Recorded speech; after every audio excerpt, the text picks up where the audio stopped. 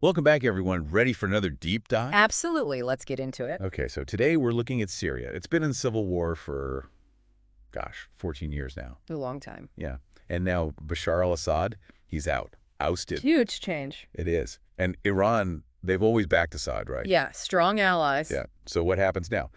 Well, Iran's supreme leader, Ayatollah Ali Khamenei, he's got some thoughts. Yeah. And they're pretty powerful. Oh, yeah. Yeah, the Associated Press just reported on a speech he gave. We've got excerpts. And, well, he's basically speaking directly to these young Syrians, saying they've got, and I'm quoting here, nothing to lose. Wow. That's pretty heavy. What do you think he's getting at? I don't know. It's kind of bleak, right? Yeah, it is. But think about it. These kids, they've only known war. Right. Their whole lives. Exactly. They never had the chance to build anything. Assad was it, and now he's gone. So Khamenei's saying, like, start over. Maybe. Yeah. It's like he's offering them a clean slate. Yeah. Maybe even a new ideology. Huh. Very different from what we hear, from the West. For sure. We hear about the instability, the potential for violence, Right. which, are real worries.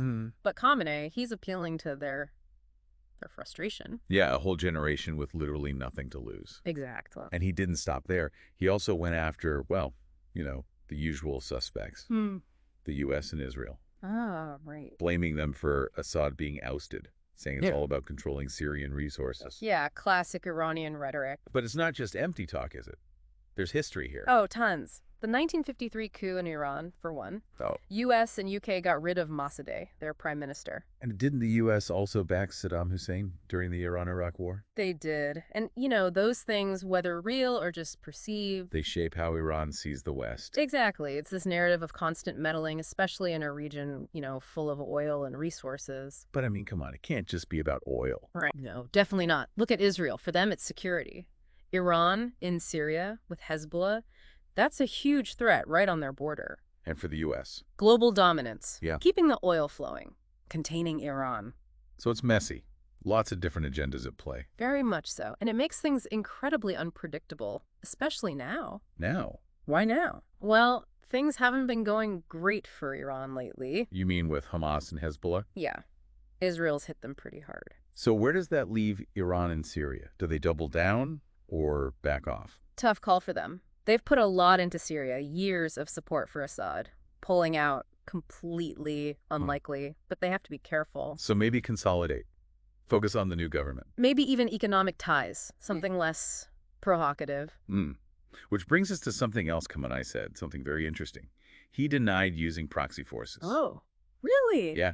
Said Iran doesn't rely on them? But Hezbollah, they've been crucial for Assad. Exactly. So what's he playing at? Is he being straight with us? It's a puzzle. Because, proxy warfare, that's Iran's MO. Right. Exert influence without being directly involved. Right. So why deny it now? Damage control, trying to smooth things over internationally. Or what? Or maybe things really are changing. Maybe those setbacks have forced their hand. New strategy. Direct involvement. It would be a huge shift. It would. Okay, so let's recap.